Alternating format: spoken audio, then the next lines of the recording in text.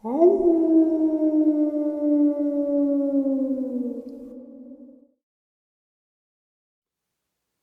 greetings and salutations, everyone. I hope everyone is doing well today. Today, I have a very fascinating yet terrifying upload to share with you. Before we get into it, a couple links I'd like to share. As you know, I rely on Patreon, PayPal, and my merch store to help the channel to continue to grow and go. Those links are in the description below. Also, Dogman Frightening Encounters, Volume 1, 2, and 3, the audiobook versions. They were written and researched by Tom Lyons, narrated and produced by me, Jeffrey Nadolny. They are available on Audible, Amazon, and iTunes.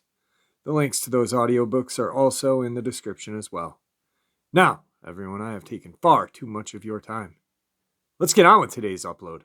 Shall we? Today's upload is going to be an update upload. First and foremost, I just got word from Victor that he is now home. His sons that went with him up to Alaska are upset with him because they experienced something that they were not ready to experience. I did let everyone know that what he shared with me was very limited through a couple of texts here and there. 2.5-inch deep tracks, some sticks and rocks being thrown. They broke down camp and pretty much left the area as quickly as possible. The boys were very afraid, which, why wouldn't you be? I did say, why are they upset with you, to him? And, I said it was kind of their idea to go. I mean, even though he wanted to go up there, but they wanted to go as well. So I don't know why they would be upset. But hopefully in the next couple of days, maybe week, we can get some information on what happened up in Alaska, his vacation. So I'm looking forward to just hearing from him. Also, I'd like to discuss a little bit about the family found in Yosemite, because that is not making any sense at all, and we are a month into this case, and it's just as strange as day one. And now there is another hiker that has gone missing in that area as well. And there is a lot of questionable goings on in his search as well. I'll share that first and let you guys get a handle on that. Pretty much at the end of this upload, all I want to do is say, guys, I'm giving you this information. I'd really like it if you took 5-10 minutes out of your day after listening and just kind of thought about all of this and see where you wind up.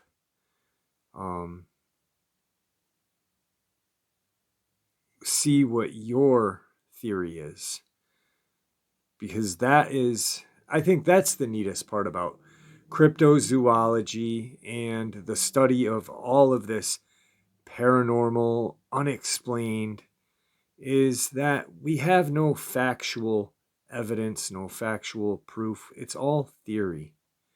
Yet we know that this stuff exists. So let's get into the very first part of the upload. September 13th, 2021, 6:30 p.m. A California man who went on a solo hiking trip at Yosemite National Park is missing, park officials say. Joel Thomason, 31, of Denair, set out to hike September 6th from Hetch Hetchy Reservoir to Lake Eleanor, 9 miles away, and planned to return to Hetch Hetchy by September 9th. He was declared missing on Saturday, Yosemite National Park officials said in a statement. Thomason is 5'10", has a buzz-cut brown hair. Officials state that he was carrying a yellow and gray backpack, green sleeping bag, blue and green hammock, and a red inflatable kayak. They urged anyone who has been in the area of the Miguel Meadow, Lake Eleanor, or on the trails around Hetch Hetchy since last Monday, or who might have any information regarding Thomason, to contact Yosemite Search and Rescue. Thomason's wife, Amanda Thomason, said in a Facebook post Sunday that at least 16 National Park Service search and rescue crew members were looking for her husband, along with a search dog. She said that Tuman County Search and Rescue would also join the search, which includes helicopters, kayaks, and a boat. Please join the thousands of people praying for Joel, she wrote. Pray for today's efforts as they begin after this morning. Pray for every person, dog, boat, helicopter who is searching. Pray for Joel's safety and strength. Pray that he is okay. Pray that he has water. Pray that he can get to a place to be seen. So this poor gentleman goes missing pretty much on the 6th, and it is now the 21st. He has been missing for 15 days now. We get an update, September 21st, 2021, 2:30 p.m. Yosemite continues searching for missing Denair hiker. How many agencies have helped? Yosemite National Park on Monday continued searching for missing Denair resident Joel Thomason, who did not return from a solo hike as planned on September 9th. 11 agencies from as far as Santa Cruz to Butte County have helped Yosemite Search and Rescue with the effort. A park spokesman, Scott Gedman, Thomason, 31, began a hike between Hetch Hetchy and Lake Eleanor on September 6th and was declared missing on September 11th, 2 days after he was due to complete it. His wife, Amanda Thomason, did not immediately respond to an interview request Monday and declined to speak to the Bee last week. My prayer, and the prayer I ask every one of you, is that Joel, or an answer, is found today, Thomason said in a Facebook post Sunday. I am praying that this doesn't drag on and some closure can be found today. Search and rescue teams that have or keep assisting the effort include crews from Marin County, Bay Area Mountain Rescue, China Lake, Fresno County, California Highway Patrol Air Ops, Butte County, Point Reyes National Seashore, and the California Office of Emergency Services, Gulch says in an email. Plans vary daily depending on the weather, terrain, resources available, and area crews have covered. He added, last Monday, the Tuman County Sheriff's Office responded to the mutual aid request and searched the Cherry Lake area by boat and off-road vehicle. Deputy Nicole Sandin previously told the Bee. Sandlin did not have any immediate updates. Monday morning, each year, Yosemite National Park responds to 200 to 250 emergency calls, including for technical rescues, according to the park's website. Yosemite has yet to close 3 other missing person cases that predate Thomason's. Richard Judd, last seen July 25th. Sandra Johnson Hughes, last seen July 2020, and Peter Jackson, who went missing in 2016. Thomason grew up in the area and has hiked in Yosemite since he was a child, said Kelly Schwartz, who serves in the United States Army Reserve Unit with him. This is absolutely not the case of an irresponsible solo hiker going out and losing his way, Schwartz previously told the Bee. This is an experienced guy. He knows what he's doing. The park described Thomason as 5 feet 10 inches with buzz-cut brown hair. He had a Kelty brand yellow and gray backpack, a green sleeping bag, blue/green hammock, tan or blue zip-off pants, and a bright red inflatable kayak. Anybody in the area of Miguel Meadow, Lake Eleanor, or on the trails around Hetch Hetchy since Monday can contact Yosemite Search and Rescue at 209-238-7046. So, like the last article said, or his friend by the last name of Schwartz states that Thomason is not your average, irresponsible hiker. First, he's in the United States Army Reserve. He's in fairly decent shape. He's a young man, young guy, younger than me, so he's definitely young. And very acquainted with the area, or familiar with the area. So this is very strange. Now, I find it a little humorous that they mention 3 other cases, but there are more than those 3 that have yet to be solved. Those are just the 3 that they wanted to mention. I'm sure there are at least 20 throughout the years that have not been solved, maybe more. Something that kind of struck me the other night was when I was thinking about the Yosemite family that mysteriously showed up dead. So we've got a mysterious family dead, no anything, no cause of death, nothing. They're not even giving us a freaking, crumble to nibble on. Then we've got 4 unsolved missing people. Yosemite has got something going on. And I have a gentleman who I have had on the channel. He's a very intelligent guy. Actually, New York City Police Department have used his intelligence a couple of times to help with some cases. But he emailed me something. He emailed me this article that I'm going to share with you momentarily. But he emailed me another article or another blog discussing the Yosemite family case.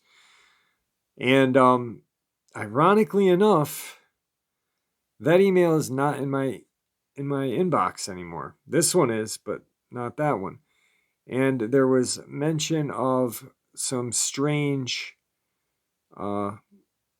tracks being seen in that area in the 60s. Well, I'm sure there are probably a lot of tracks because you and I know what lives out there.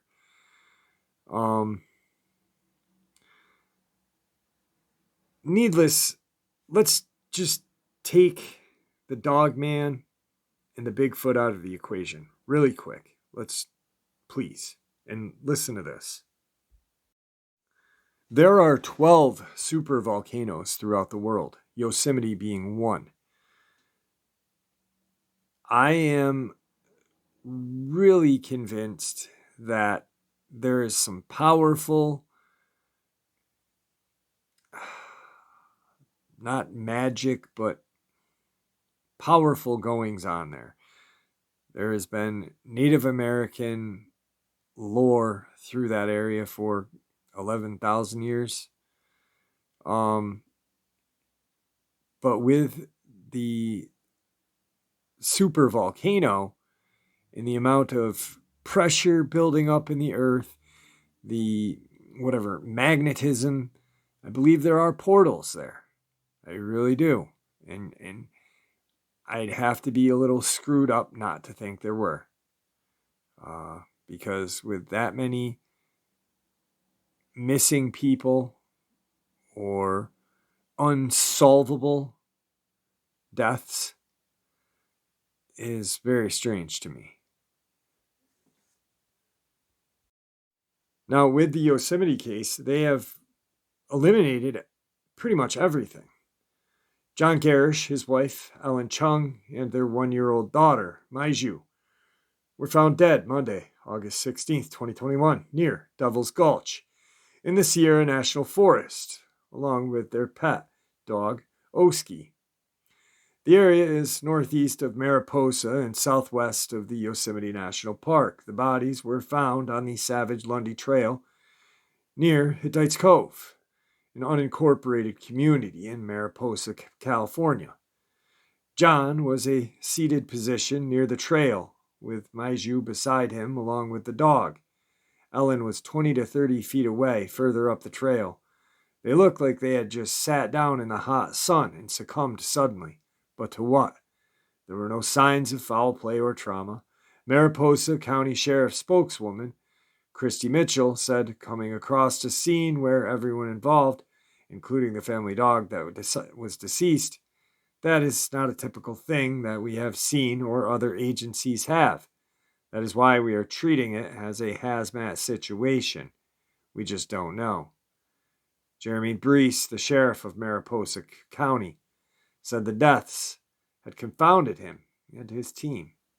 I've been here for 20 years, and I've never seen a death with any case like this. There's no obvious indicators of how it occurred. You have two healthy adults, you have a healthy child, and what appeared to be a healthy canine, all within general same area, deceased. It's frustrating, and we are not getting to rest. It's devastating to everyone.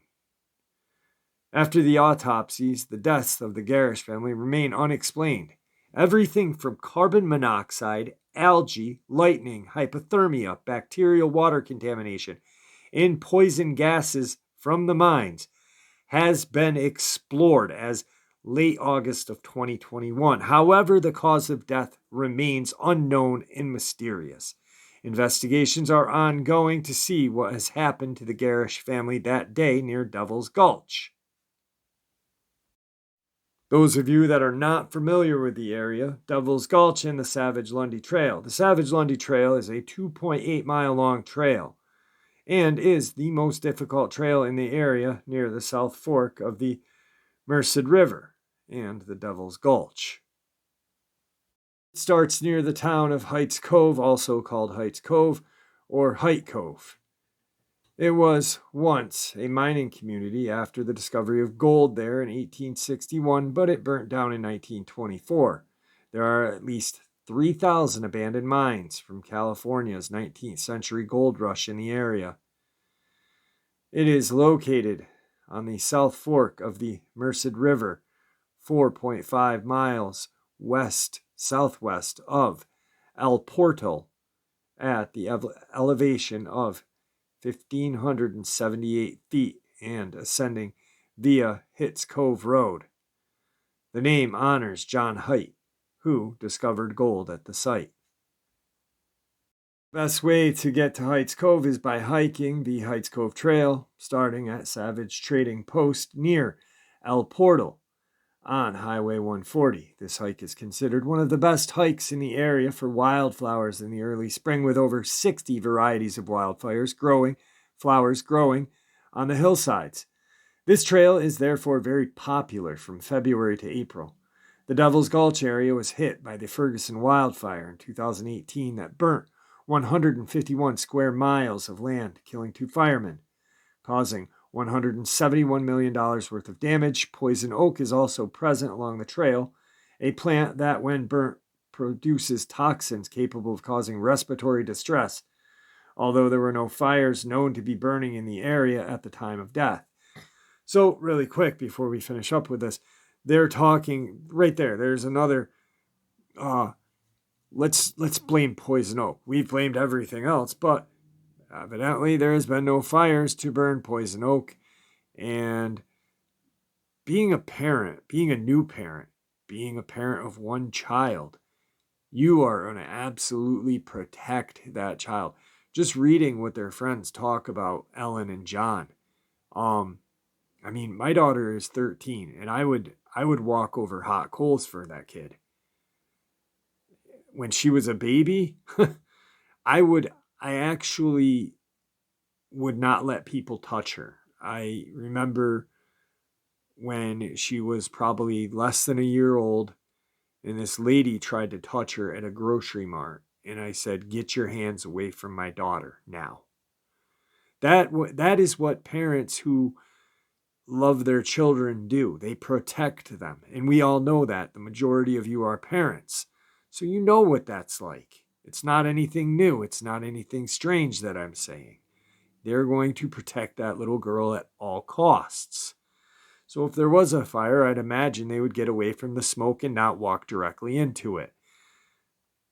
Something that is very interesting, though, I'm guessing that you guys caught this too, is El Portal, the portal or the gate. Why? It's kind of a strange name, isn't it?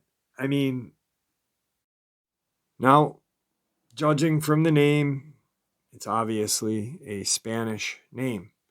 So I'm pretty positive that this was a settlement somewhere around the 1800s, late 1800s, because they got their first post office in 1907 there.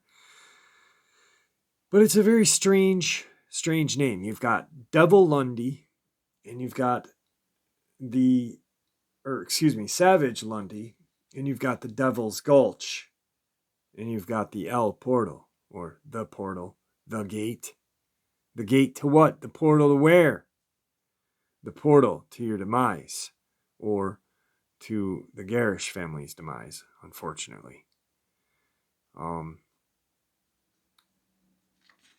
In this article, there's a little bit more about the family, who they were. John from Lancaster, United Kingdom, moved to the United States years ago, works for Google.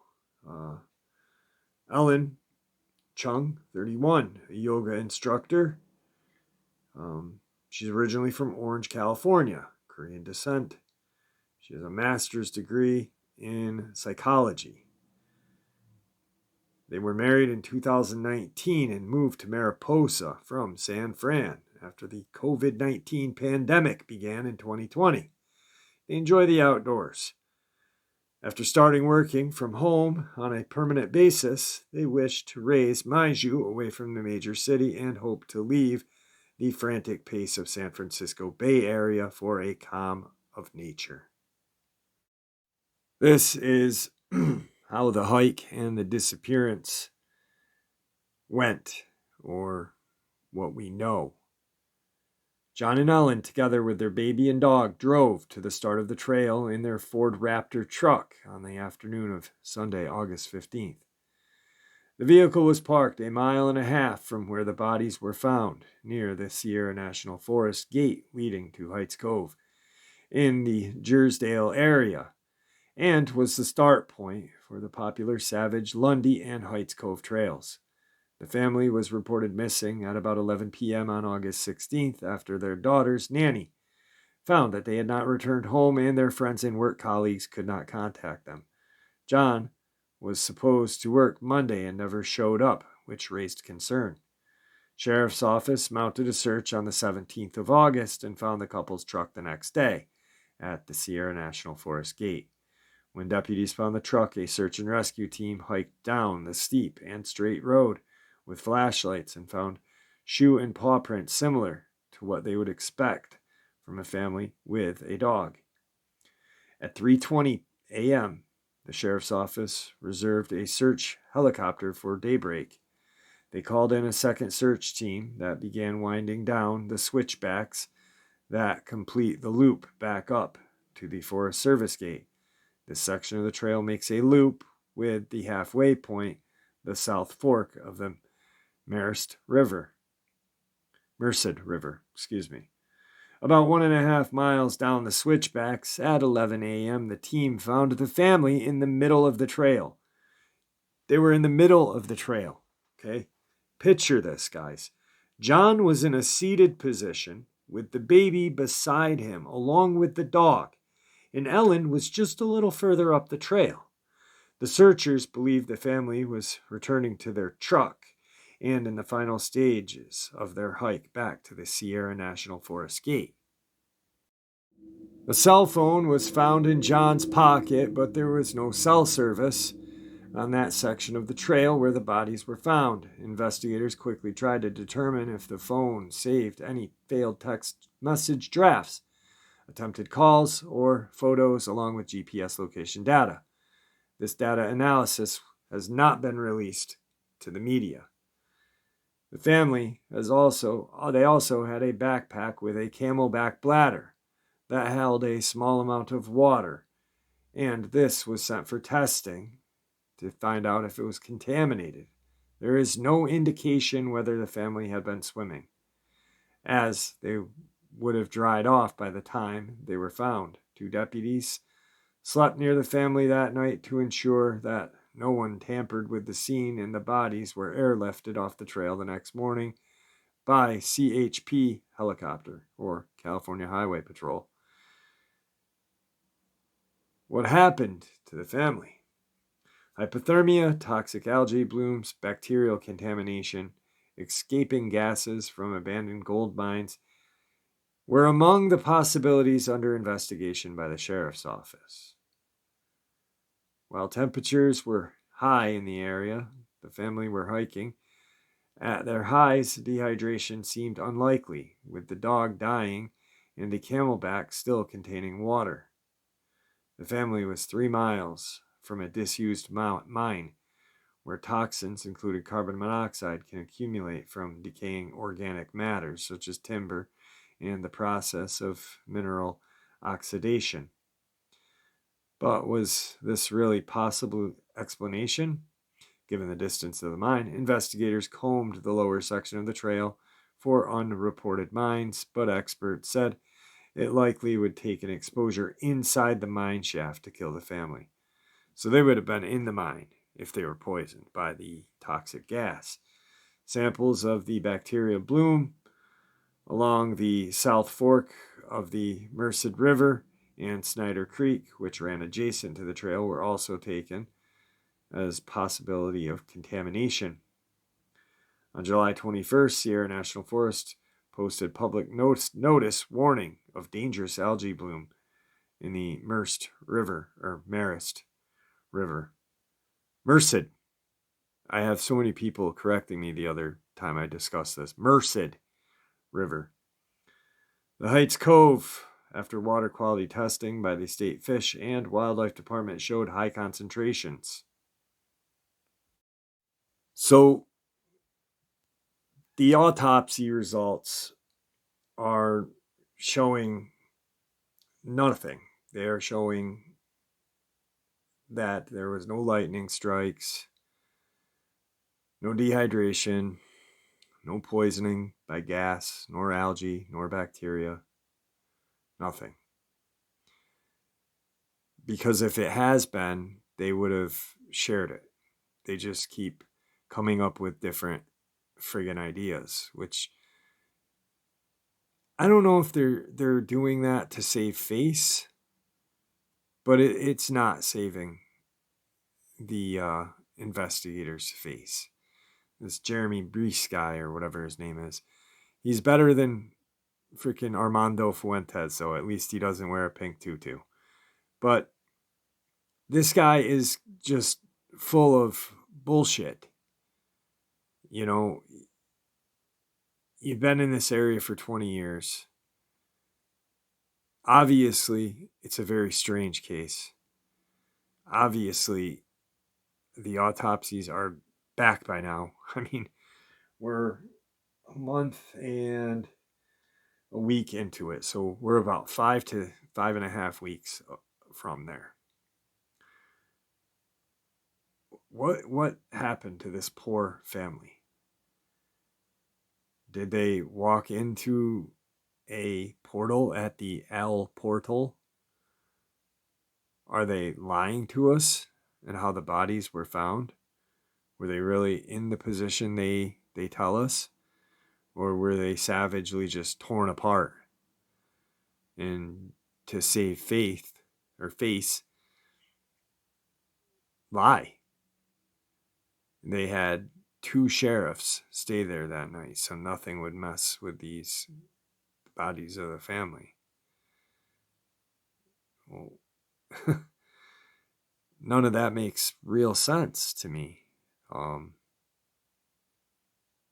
And I don't, like Jimtown Road. That case is so cold. It's just cold. They're not even talking about that anymore. I think that's what eventually will happen to this. This will be deemed a mystery. Or they'll come up with some bullshit answer and we will have to live with that. Well, I don't think that's right, and I don't think we should live with bullshit answers or half-assed answers. Then that's what they'll give us, is these half-assed answers. So something's going on in Yosemite. I don't know what it is. I don't think anybody does. Maybe the government does. Maybe. Maybe they do, maybe they don't. But they're definitely not going to tell us if they do. Damn well that's not going to happen. We all know that's not happening anytime quick. So we've got a mysterious family death. 4 people. Mom, dad, baby, and dog. Or 4 living beings. Excuse me. 4 unsolved missing people. We all know that there's more. They don't want to really share the amount of missing people that are in Yosemite. And yeah, none of this is even right. And yet they want us to roll over and take it. The government wants us to just... And I can't anymore. And I know you can't. And, like I said at the beginning a little bit, that I have a subscriber who has been with this channel a very long time. He is super, super intelligent.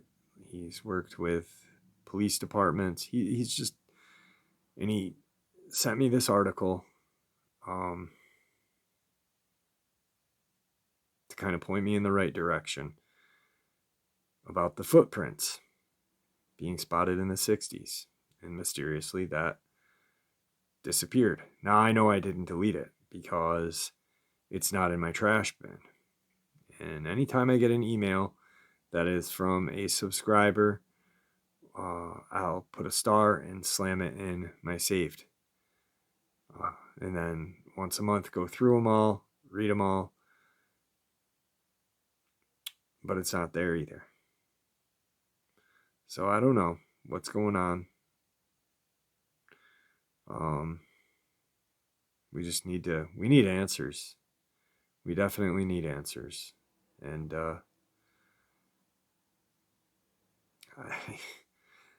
this just bothers me. It fucking bothers me, man. It really does. Because how safe are we really out in the woods?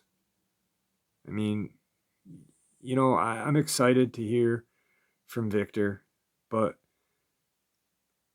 I think when I do my next discussion with him, I'm going to bring up a couple things. Do you really think we're safe in the outdoors now? Because, like I said in the beginning of the year, there's going to be more animal attacks this year than any time. There's been unexplained animal attacks this year. Multiple missing people this year. Unexplained deaths. This and that. You fucking name it, man. Yet the woods are safe? Bro, I don't think they are. And I'm going to ask Victor why he asks or tells us they are. Because they're not. Maybe in a group of 20.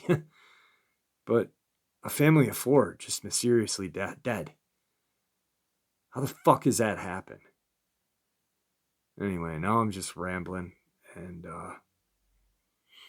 making an ass out of myself. So with that, I'm going to bid you farewell. Thank you for all of your support, guys.